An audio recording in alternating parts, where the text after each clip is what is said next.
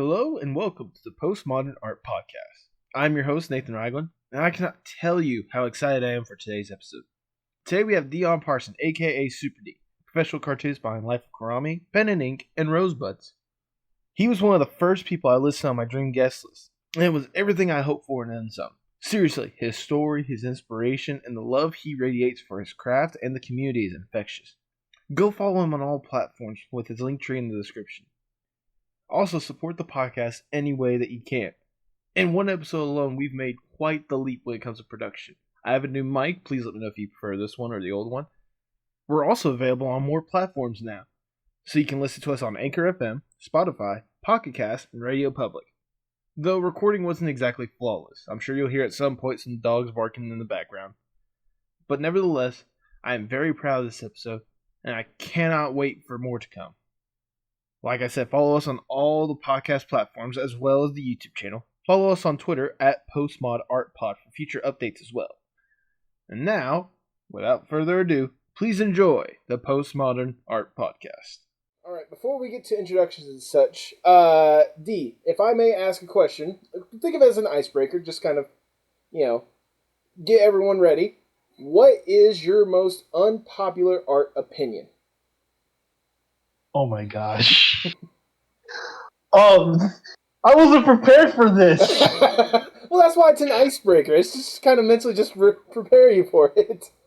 Well, man, I don't know. Because there's so many questions that are, so many opinions that are pretty popular that I don't know. Probably something I would say is popular opinion. I don't know. Whenever I ask that question, what's the first thing that pops in your mind? It's usually how people take. I don't know, man. Okay. Hey, take deep breath. There's no pressure. I'm, just asking a question. That's all. So for me, I don't necessarily think it's unpopular, but something that I think about a lot. But it really is about how other artists treat each other, especially in social communities. Okay. Do you care to elaborate on that a little bit? Well, from a lot of what I've seen, or at least have kind of looked at on my own, or not really looked at on my own, but kind of have seen firsthand, is the whole gatekeeping of who people can talk to based on how popular they are and things like that. Okay. Ridiculous. We're all doing art together. Why are we gatekeeping, or why are we causing conflict with other people? We're all doing the same thing, entertaining people with stuff that we like. We shouldn't be we shouldn't be causing conflict with each other. And it seems like there's always some sort of conflict when I don't know, whenever something happens. It's just man. Again, it's not really unpopular, but it's something that I've probably had the most,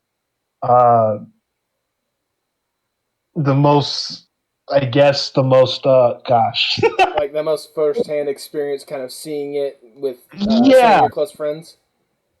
Yeah, exactly. Yeah. Okay. And that's the opinion that you're willing to stand by? Yeah. Okay. Well, with that, I can't think of a better way to start the Postmodern Art Podcast. Welcome, everyone. My name is Nathan Ragland. I'll be the host for this evening.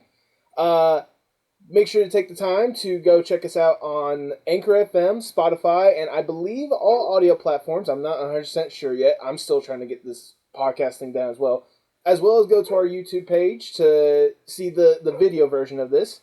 And if you will, follow us on Twitter at PostmodArtPod. With me today is the creator of several strips, just like with Kurami, the Glyph-nominated Pen and Ink, and now the recently made-for-print Rosebuds, as well as the Absolute Unit side project of Plush Maria, Jim Davis enthusiast and professional cartoonist, Deon Parson, a.k.a. upr Dee. How you doing today, Dee? I'm doing good. How about you? I'm doing wonderful. You don't know how I've said this. I said this before. You don't know how excited I am to have you on the show. You were one of the first names I wrote down on my list of like dream podcast guests, and so to have you on as basically episode number one is incredible. And I cannot thank you enough for taking time out of your day to sit down and chat with me. It's an honor. Like it really is. Like it means a lot that you think of me enough to want to be a part of your podcast. I am happy to be here. I mean, to be fair, I mean, I've seen a lot of your stuff online, especially with Twitter. I'm very active on Twitter, so to see a lot of your comic strips and see the support and the following that you have, it made me both I love just about everything that you push out, and it made me just curious, just kind of like your thought process and like inspiration and all this other kind of stuff. So let's now we got the introduction out of the way. Let's get to some actual questions. Let's start with more or less the origin story of you. What made you want to be a cartoonist in the first place? It started back in 2000, in the early 2000s. Okay. Uh, Me and my family lived in this town, which is known as a sundown town. And if you don't know what that is, sundown town is basically something that practiced segregation. We were the only black family in the whole town too for our entirety of living there, which was at least 6 to 7 years. Um, Goodness. Not only that, but they also had the KKK residing there, and they would do uh, rallies every Saturday or so, and we'd have to stay in and like we've had our conflicts with them. It's things like that. But one of the things that really got me into art was I discovered, funny enough, I discovered Garfield. I also discovered Captain Underpants. And, those Hey. two comics in particular really inspired me to get into comics, more specifically Garfield. But I Okay. also got into playing video games, which I just loved the artistry of them at the time. It was just like these fun little adventures with these fun cartoon characters. I did a like I loved playing like Yoshi's Island and Mario Kart 64, Mario Party 3, things like that. But one day in grade school, third grade to be exact, I uh, I made a comic that was about Luigi going camping, and Booze were spending the whole afternoon and night pulling pranks on Luigi. And so I shared this comic with a friend, and he read it and he laughed so hard he fell out of his desk, red in the face, tears running down his eyes, uh, and his cheeks. But like the bad side of that was he had asthma, Oh. but little me at the time didn't know that was a bad thing. But I just saw that for the first time, it made someone happy with something that I made. So it's been my life. It's been my life journey, my life goal to continue making people feel that way, to feel happy about something that I made that brightened their day up a bit. So that's kind of where my start has came from. Okay, that's truly that's a lot. That's very inspirational, to be honest. I mean, hearing that kind of stuff. I grew up in the South myself, so I see like influences like that here and there and such. So I can only imagine for you in the situation you were uh, to come out of it as you are and to create such like amazing comics as you really do. I mean, like I said, it's inspiring. Speaking of inspiration, I ran through the list of like the comics that you created. I mean, each one has their own uniqueness and individuality with each one. What are some of the inspirations for like each of the comics that you have? So there's three big ones. Mm-hmm. One thing that I talk about with each of the comics is that they each of them focus on a different version of love or a different theme of love. Like so, Life with Kurami. It's about a single mother raising her infant daughter and overcoming her self doubts and anxieties. That comic is themed around loving yourself. Pen and Ink is about two sisters that are creating art with each other and their relationship with each other. and showcasing their love for not only each other but also their love for art too. Like the whole comic series is literally from their point of view, even down to the comic itself. Like it's all drawn. It's under the impression that it's drawn specifically by them. Like even like in the books, Yeah. like it's credited under their name, but their version, but their love is under Love What You Do. And Rosebuds, the current comic, it's about these three sisters, Rosa, Maria, and Marcella, and their relationships with each other, their bonds and rivalries, the loving and bickering that comes between being siblings. But their theme of love is love those around you. So each of them have this special dynamic of a particular version of love that kind of helps. That's why they feel so distinct from each other, even though they feel, have this specific, uh, have this specific theming to them. And so that's really, the inspiration with them is that I focus on love, but then I kind of focus on what kind of love that each of those focus on.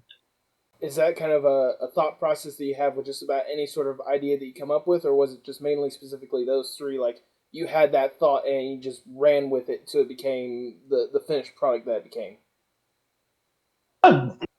Yeah, it actually just became the finished product as it became like I started out like usually like they all ended up at the end of the day forming those three themes. Mm-hmm.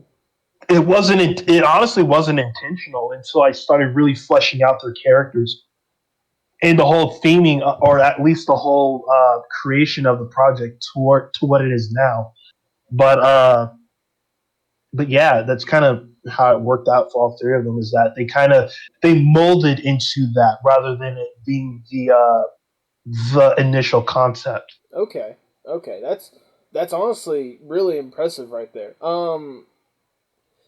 With each of these comics, like they're very unique and they're very distinct. Yeah, words are wonderful, by the way. Yeah, you see how words have been treating me. I guess that's why some of us go to art because we're better at visualizing our words rather than saying the words. Oh yeah. Um, but back to that. Well, like I said, you put a lot of you inspire by love. You molded about that. How much of yourself and like your ideals do you put in each one of your ideas in each one of your strips? I'd say quite a bit. Like, I feel at least all the characters have a certain part of me within them, like in some way, shape, or form. Uh, and I feel like that goes for all artists too. Like, they all have like, there's always something within each character that has just a bit of them in it, and so. Uh, that's kind of how it is for me. Like each of the characters do have just at least a bit of something of me that that kind of you know is in their characters. Like my self doubts and anxieties are in Anna. Uh, Ink in particular, her love to just create her boundless childlike wonder of what to do next is kind of how I like to treat each of my projects. Just going in super excited to just work on the next thing and just have fun. Things like that. Oh, absolutely. I mean, I I can I'll go ahead and jump this question. I can see how you put a lot of your like stuff into this, and I can vouch for the same way when it comes to other people. They can easily plug themselves into a lot of your comics with the general themes. About a week or so ago, I think it was September 9th. I could be wrong. Don't quote me on that. You posted a comic on your Twitter talking about how like people are wondering why you don't openly advocate for stuff whenever it's shown that the stuff that you do put out, they do the representation for you. How important is it for you for your audience to have that connection rather than just going out there and just saying it on Twitter yourself?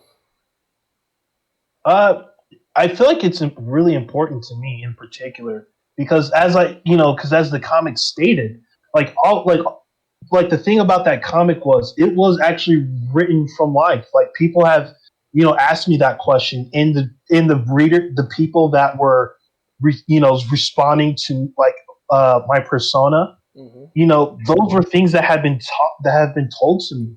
Uh, a few years ago, I had a museum exhibition from Life with Kurami and Pen and Ink called Drawn to Life, and it showcased original comic strips from Life with Kurami's archive and Pen and Ink's archive.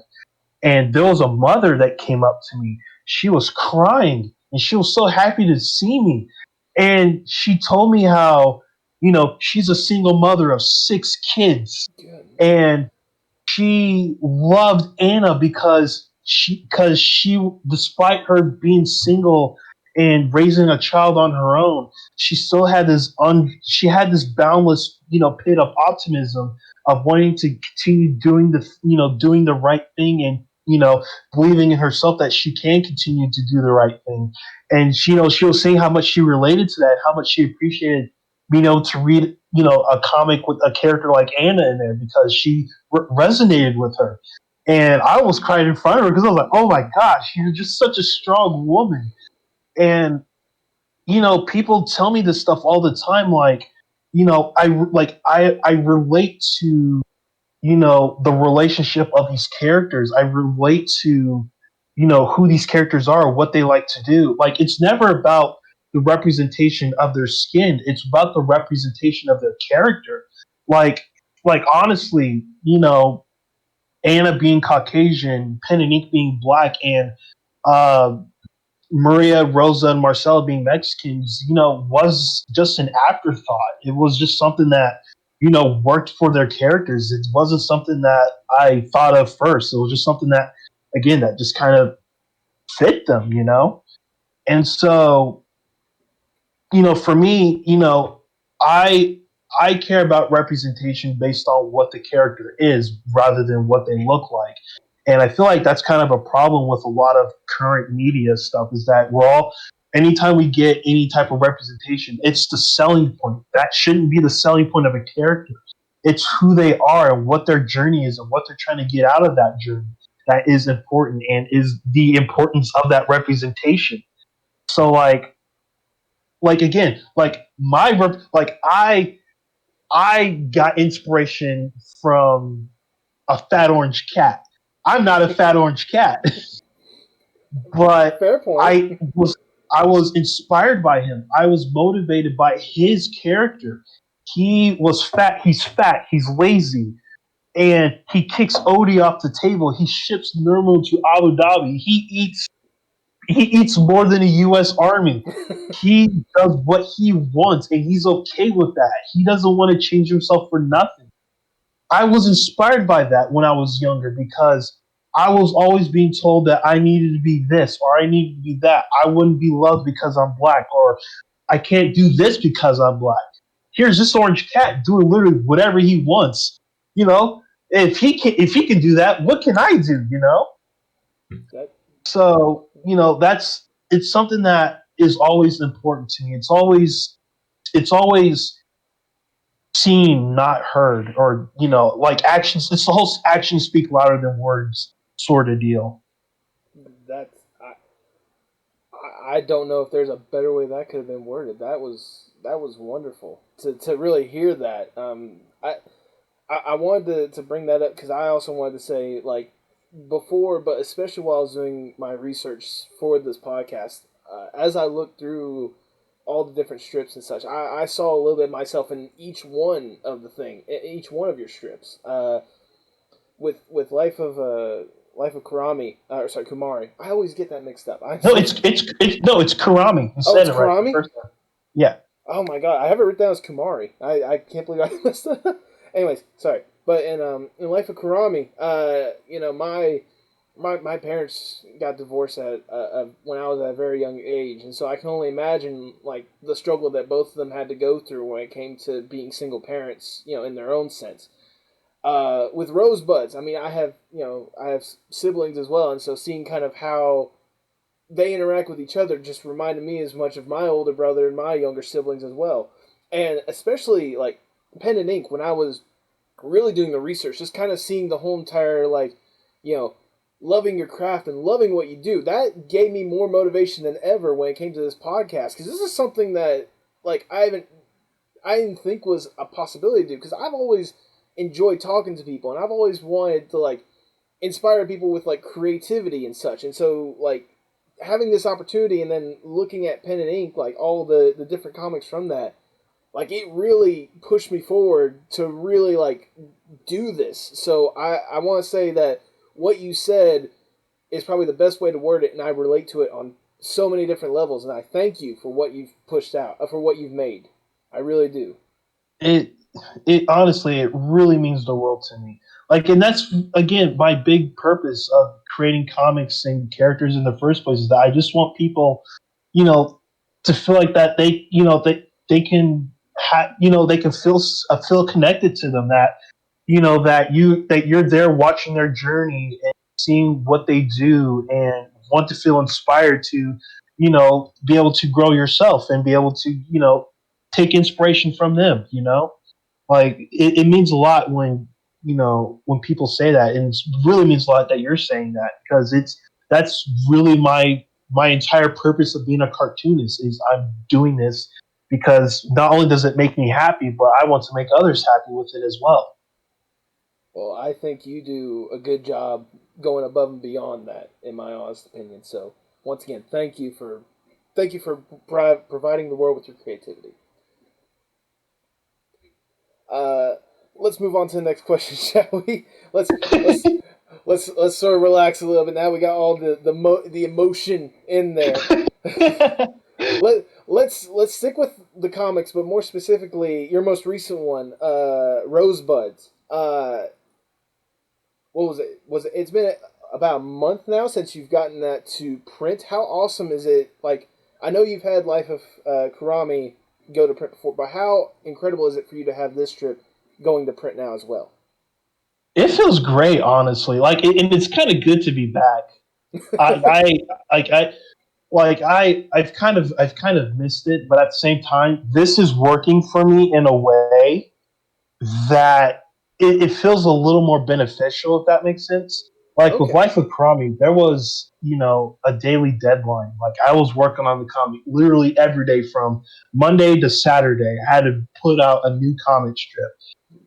With Rosebuds, it's actually uh, in a much more, it's in a very special position where it's syndicated both online and in print. Andrews Right. McNeil, the same people that syndicate Garfield, Peanuts, Calvin and Hobbes, etc., etc., they picked up Rosebuds for online syndication for their Go Comics site, meaning that they have, they're doing distribution through the online world, and then I'm handling it through newsprint.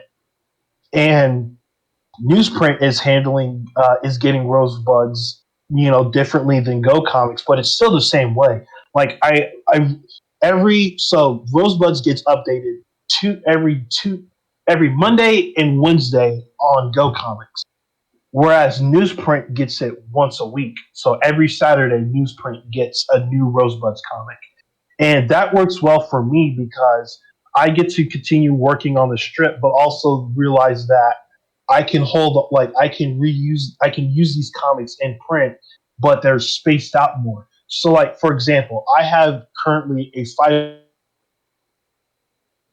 month backlog with Rosebuds right now, through Go Comics, and it's like, from the unreleased comics, I should say. And I'm continuously working on more to get that backlog back up.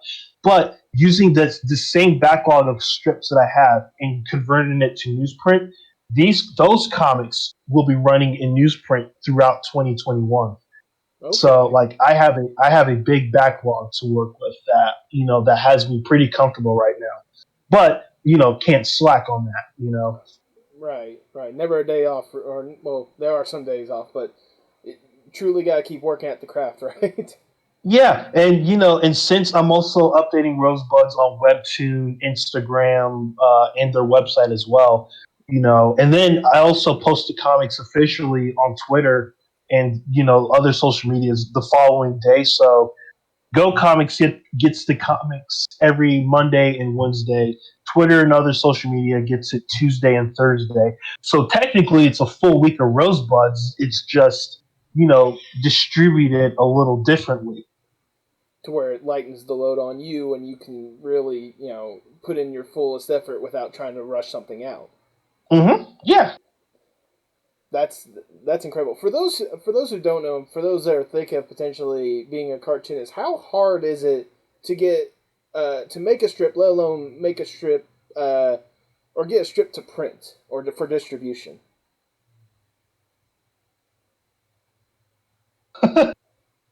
It's hard. I'm not even gonna lie. It's hard. It's Rosebuds is, especially for what it is right now, because there's two different there's a difference between online syndication and print syndication. Like they're two different monsters. Uh, but they're still really rewarding monsters nonetheless. But it's hard. It to you really will have to uh stand out in the crowd in order to really get picked up by a syndicate. Like it's not an easy feat. Like not at all. Like it's um like with Rosebuds. I developed with Rosebuds in particular. The characters I've had since 2009, and I made they were my first serious attempt at making comics. Okay. And then uh, in 2011, when I started doing things with Kurami, I set them aside, knowing that I was going to bring them back one day. But then Life with Kurami got picked up for syndication in 2015. Then I focused on that for 2.5 years. Then immediately after Pen and Ink came in for another 2 years, I did 6 books and 6 animated shorts. Then taught a bunch of comic book workshops using the characters to help uh, showcase how to make your own comics and things like that. And then Rosebuds comes back. Originally, the idea was that they were supposed to come back as a graphic novel. Okay. I had an idea for a graphic novel project, and that the comic now known as Rosebuds was just a way for me to reintroduce the characters and relearn them in a way that will allow me to flesh out their characters and then get them prepared for the graphic novel. But then the comic strip got really popular. Then it got picked up for syndication. So I said, all right, I'm gonna put the graphic novel on the back burner until I'm ready for it. But it's just funny how things work out that way. But this is like 2020 is my 5th year as a professional cartoonist, and I'm still trying to figure out the ways of it. But it really is a little difficult, especially if you're trying to become print syndicated. It's excuse me. It is it's a real uphill battle, especially because these days it's almost difficult to get a new feature in print. Yeah, I've noticed with a lot of the mainstays the fact that they're able to stay relevant. Nevertheless, I imagine how hard it is for you know comics that have been here for years on end and trying to introduce something new and hoping that it would succeed in the first place. I can only imagine how rough the process can be just in general. Oh yeah, honestly, there'd be a lot more people in newsprint, but unfortunately, I have to say this, but Charles Schultz kind of ruined that for everybody with Peanuts reruns. Yeah. Instead of I think towards the end of Peanuts' run, it was in 2,600 newspapers. So if Peanuts retired, you know how many people you could bring in, even at 300.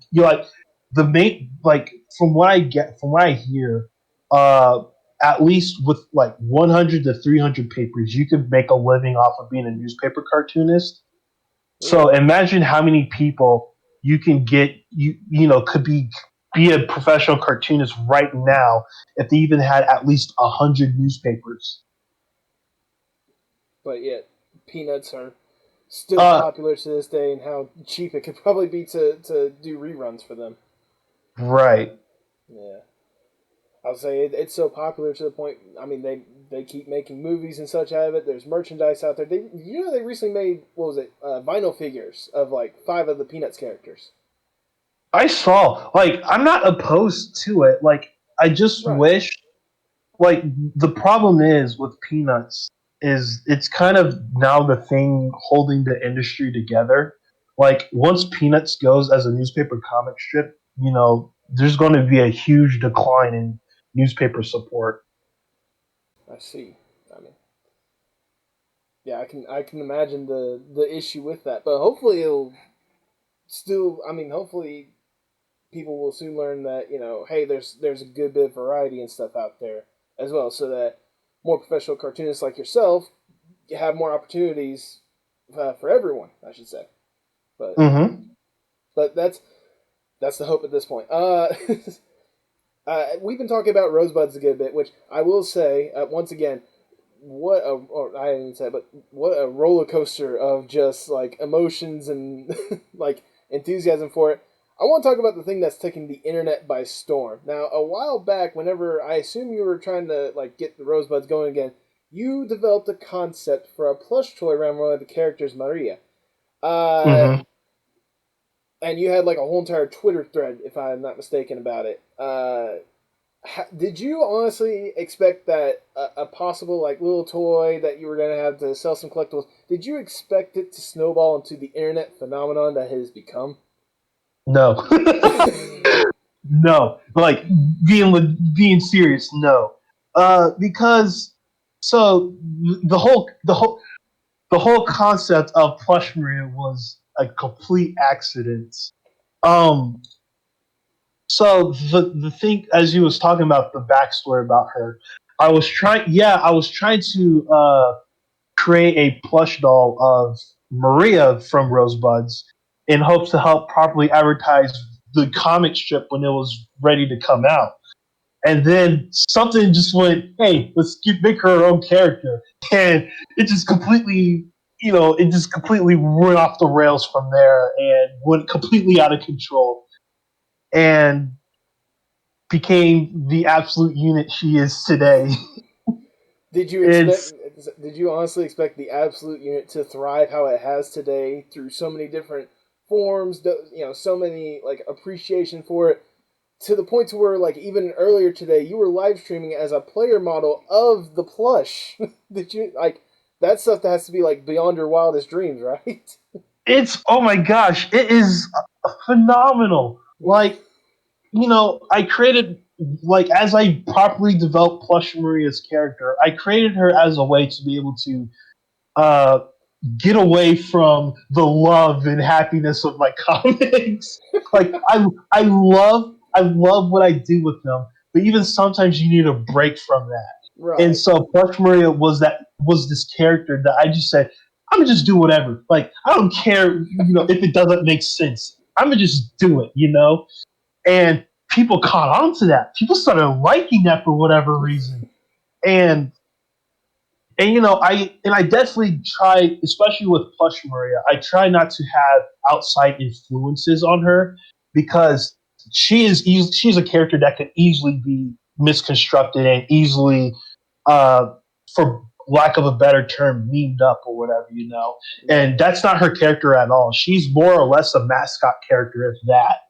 And she just so happens to be, she's such a versatile character that I'm able to just include her in whatever, whether it's comics, whether it's animation, whether it's people making mods of her for Super Mario 64. Like, her character is just that, excuse me, her character is just that versatile that it just works. And we could just plop her in whatever setting and she'll take it from there. I'll tell you, it's gotten insane to the point where I don't know if you can see my screen or not. I have actually got the You Plush have Maria the socks. socks. I got the socks just for the occasion because it's such an endearing character because it's just like in a way it's kind of like how you described Garfield a little bit earlier. It's just kind of one of those she does her own thing. That who am I to stop her? It's incredible. Like she knows what she wants and she just does it. Yeah, I just want to say though, socks. Yes, like like so the only reason that merch exists is because one of my best friends who's in the medical field, she really wanted Plush Maria socks, and I made those for her. And other people were like, "We want Plush Maria socks." So I was like, "Okay, that's weird, but here's the socks." And they've been selling like crazy. I don't know why. My socks. But I'm very, very grateful. It's probably one of the most oddball merch I could think of that people would want. And I mean, I'm glad you guys like it. I just You're just blown socks. away with the fact that it's specifically socks that they want. The thing that people would grow up not even caring about, and nowadays it's like we want the absolute unit Plush Maria socks. Yeah, and you know what? What's crazy is it sounds crazy enough that it's in character for her to have socks. That's what blows me away the most. Like, of all things, socks. Okay, you know what? I'm happy you guys like it. I really am, and I'm not judging anybody. It's just of all the things, socks. Okay, but I digress. Uh, I'm just waiting now for a future Plush Maria comic strip to where one of the Bristolians have just all the merchandise just decked out in like everything Plush Maria. just you just wearing socks. just all the socks on every single limb, even one like the nose. Oh my gosh. I do love the Bristolians too. Yes. I love how versatile they are as characters as well. How they like I felt like I didn't utilize them enough in pen and ink, so I was really glad to be able to bring them in Plush Maria's comics as well because I felt like they could work there as well with how oddball everything else is there. I want to say I do appreciate how you got one of them to be basically the absolute substitute for Maria. Yeah, I love that. Like, I thought it was a pretty funny storyline to be. Oh, okay, here's this. Plush Maria goes away from the comic for a while to take care of a certain Gonzalez girl, and he's substituted in, He's just and sitting there so like this is my first professional gig. I hope I'm doing this right. I mean, I can't blame the dude. Like being an absolute unit is tough. I mean, no one said it was going to be easy. That's why everyone can't be an absolute unit. Just saying. Uh, but I mean, like with strips like that, you've gotten a lot of attention from a lot of people. One of them that you've recently announced or that recently joined up with recently, and one that actually caught my attention. You've recently teamed up with ToeJam and Earl to make a Funky Friday comic strip, if I'm correct. How did that deal come? How did that come to be?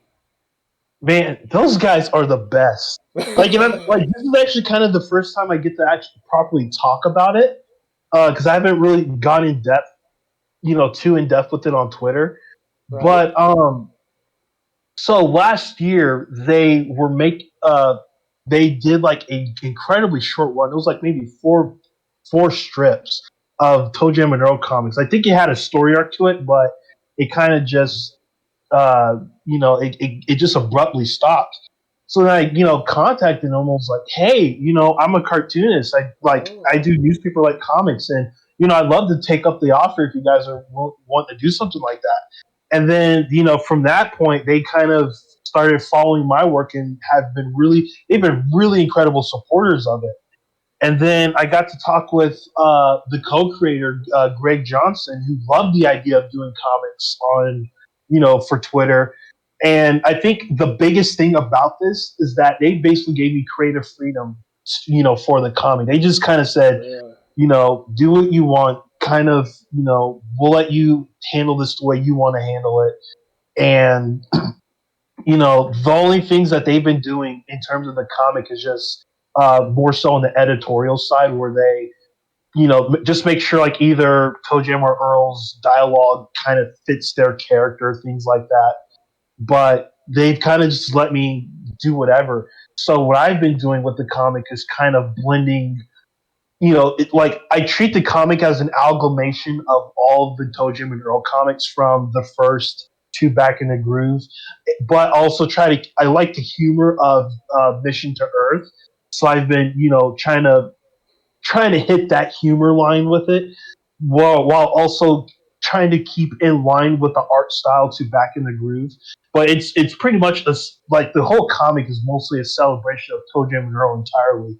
And I've been trying to go through these comics, to kind of play around with their characters, and like again, it's crazy that I have this much creative freedom, and they're just like, yeah, go ahead, do whatever. Like, they basically said, hey, just keep it rated E for everyone, and that's kind of what my comics are like, anyways. But it's really cool that they have that much trust and faith in me to go, yeah, you have this huge arsenal, do whatever.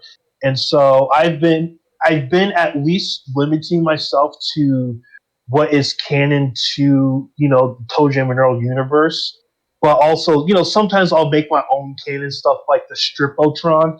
That's that's how people are able to see ToeJam and Earl through these comics, is that they're using the Stripotron, which is kind of which is pretty funny to me at least.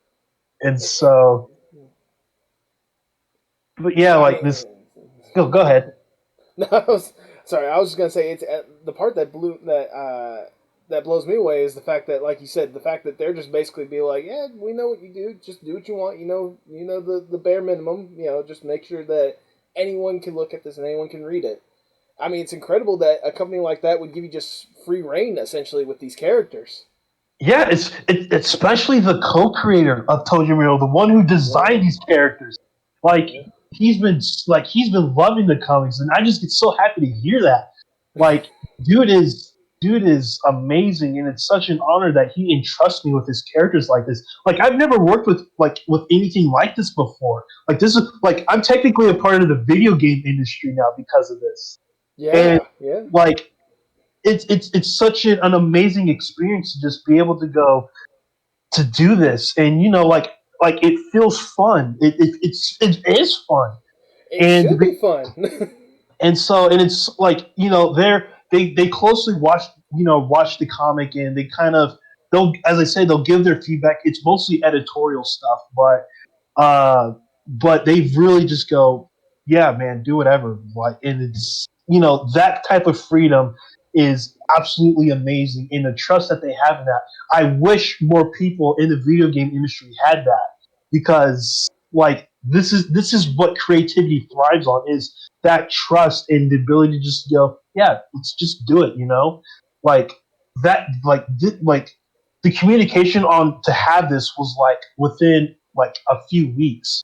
Like I proposed the idea to them like a week, like within a week, and then they said, "Hey, send us a a sample strip so we can send it to you know Mr. Greg."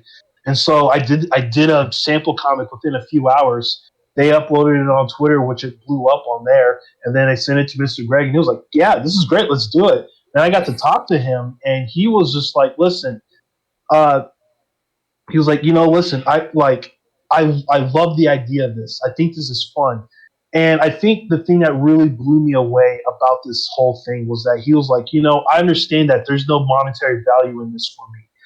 Yeah, I'm doing this because it's fun, and it brings more, it just brings more engagement to the ToeJam and Earl fan base. So, let's do this. So, it's again, it's that type of relationship I love with creators and with people that kind of understand this.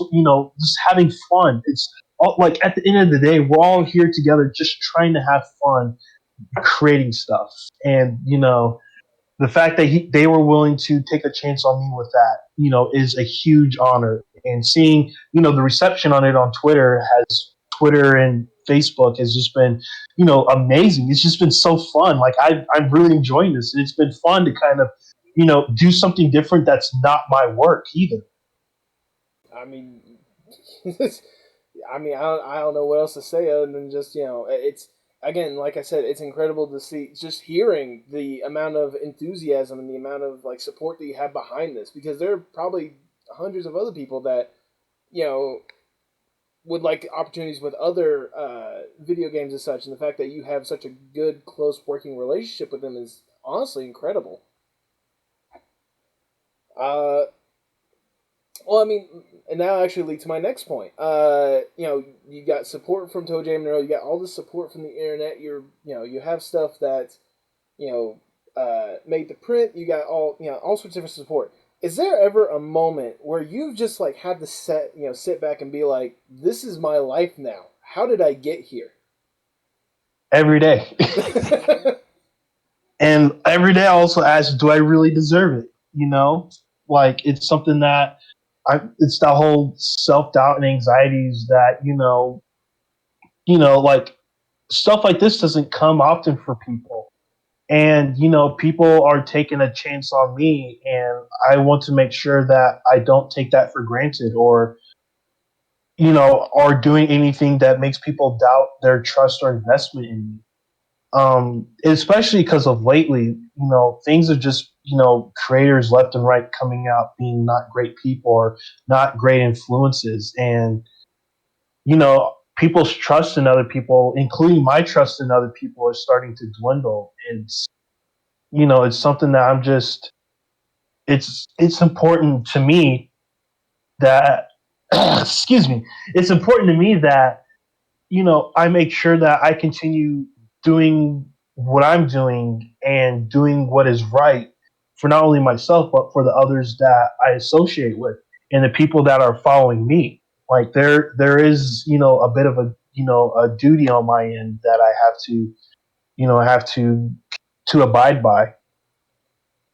I mean, it's understandable. But I mean, the fact that, like I said before, you got that support behind you. And you got the people behind you. The fact that you've been given these opportunities and such. And, it's in, what's the words I'm looking for? Words are wonderful, right? Hmm. Yeah. It's just yeah. I think that's probably the best way to work. Uh, no, but it's like the fact that you've not taken this for granted. Also, it's it's great to hear that. It's humbling to hear because some people they've been given opportunities over and over again, and some people just waste it like it's nothing. So Yeah, and again, that's one of the things that is incredibly important to me. Like I tell people that no one is ever obligated to support what you do. So it's important that you make sure that you don't take that for granted and are making sure that that you are you know staying true to yourself and are doing the right thing. right, right, absolutely. That's how people should be. They should be true to themselves. Uh, I mean, and this will lead also to my next point. It's one of those you said yourself that the community, the support that you have from them for just being you. Are you impressed? Like, I know that the art community can be very niche at times, or especially like the cartoon community. Are you impressed and proud of the community that you have behind you? Absolutely. Yeah, like one of the biggest things about the community is that people are wanting to look after each other, and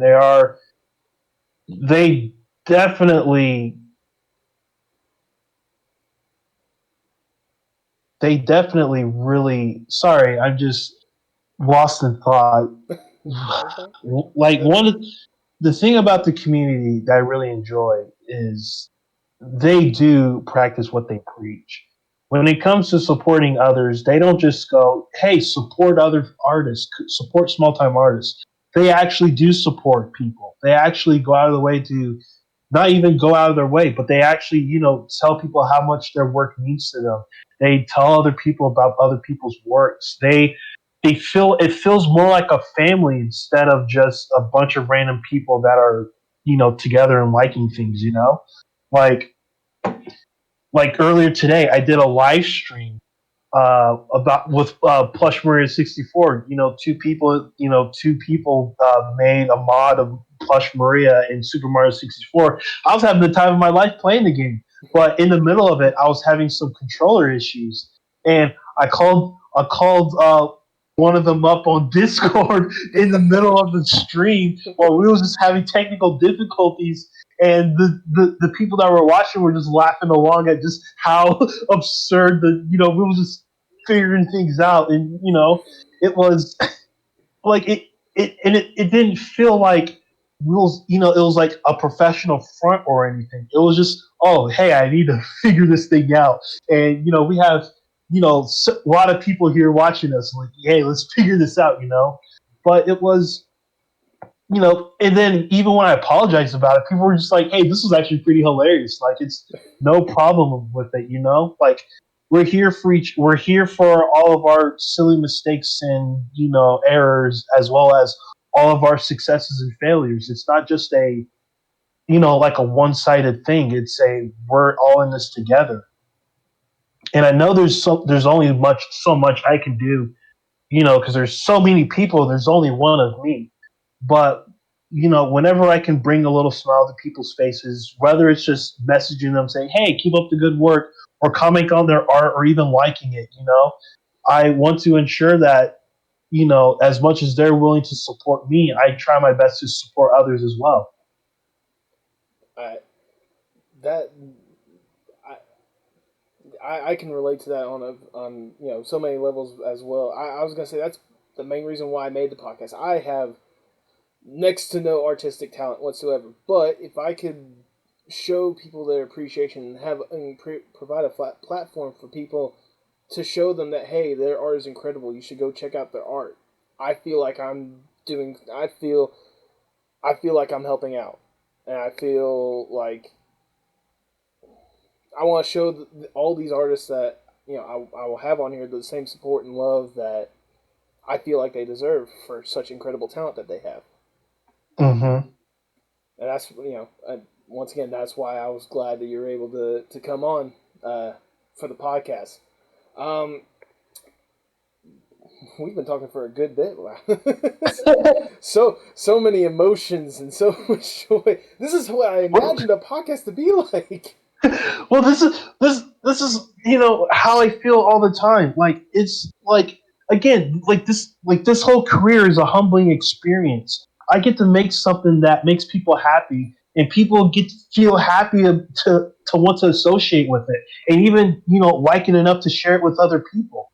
Like, again, no one's obligated to do it, but they feel they like it enough that they want to share it. They want other people to have it in their lives. Like, that's one of the nothing, like, there's nothing like anything financial that I can get out of this could compare that I'm actually making a difference in other people's lives just by making fun stuff that brings a little happiness. Like, right now, the world is in chaos and everyone's tired and depressed, and there's not a lot of people that are like, even the positive people are pretty exhausted. Like, I'm beat. I'm beat down, man.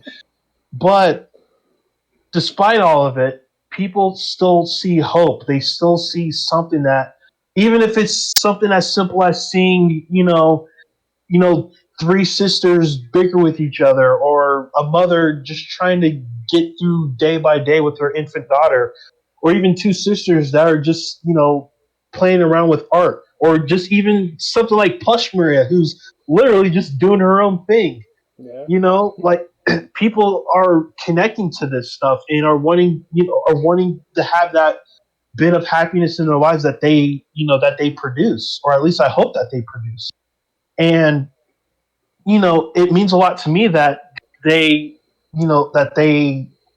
are that invested in it, and they want nothing but to see it succeed. Like, that goes a long way. It really does. It really does. Um, I have one last question for you, and it's a question that I like to end just about every podcast if this thing becomes more than just 3 or 4 episodes. But obviously, as a cartoonist, anyone could argue that cartoon is art. How important do you think art is, not only to you, but for society as a whole?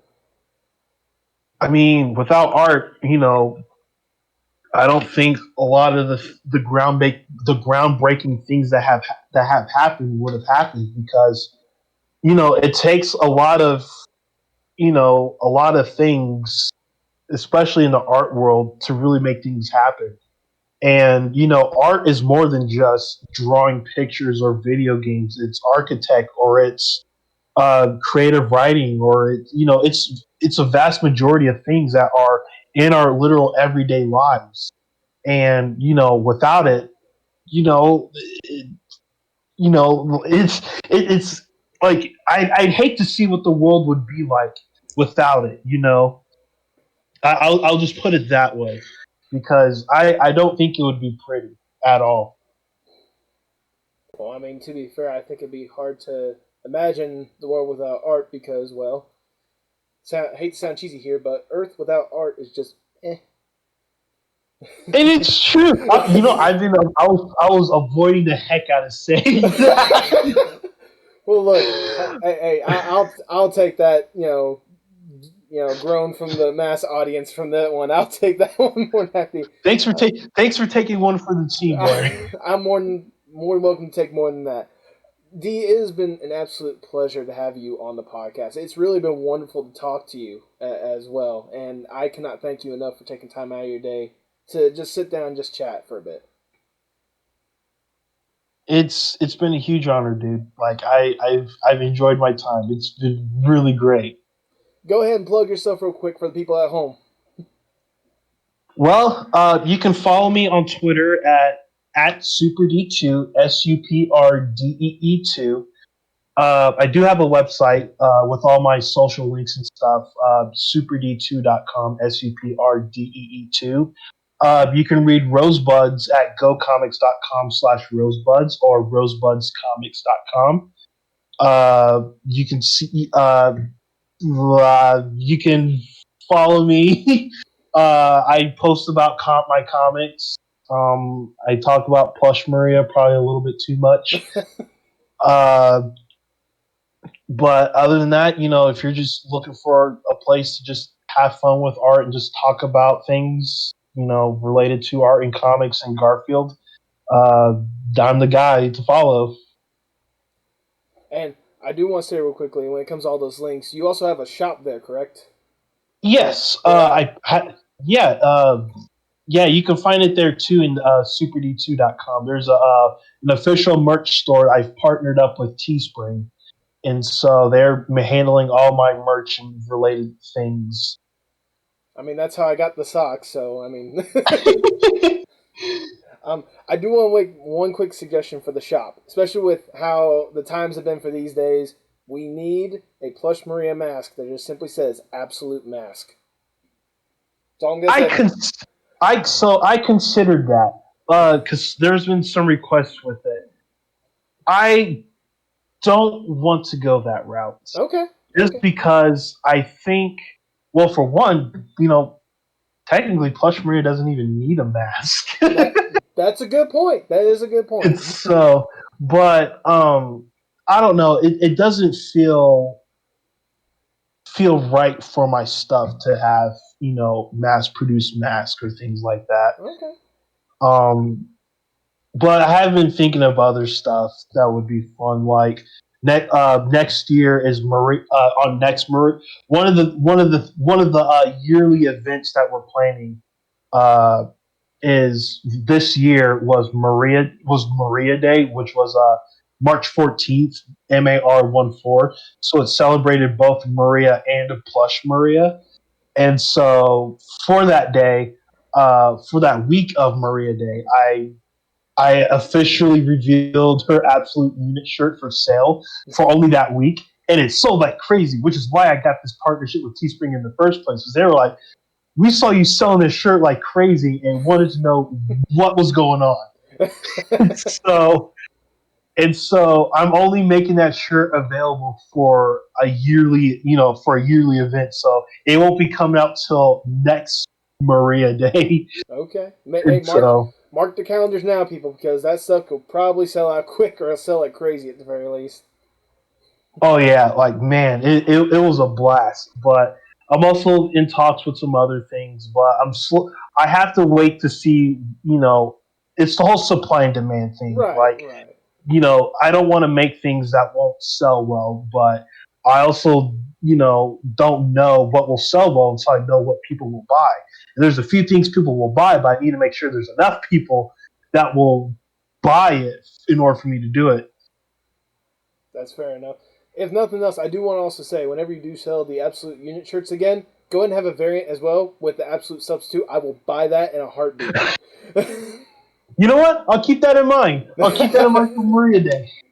There we And go. if anything, yeah, you know what? Yeah, let's see what happens for Maria Day. Yes. I will let you know right now. The instant I get that shirt, I'm wearing that for the next podcast, just for you. All right, I'm holding you to that. Yes. Speaking of the podcast, once again, you can go find us on Anchor FM, Spotify, and wherever you can find your audio podcast forms, or follow the YouTube page, Postmodern Art Podcast. Follow us on Twitter as well, at PostmodArtPod, or you can follow my personal one. Links will be in the description for all of our stuff as well as Dee's stuff as well. Dee, once again, thank you so much for taking the time out there. It has been an absolute pleasure to talk to you. Same with you, man. Same with you. So everyone out there, hasta luego, mi amigos.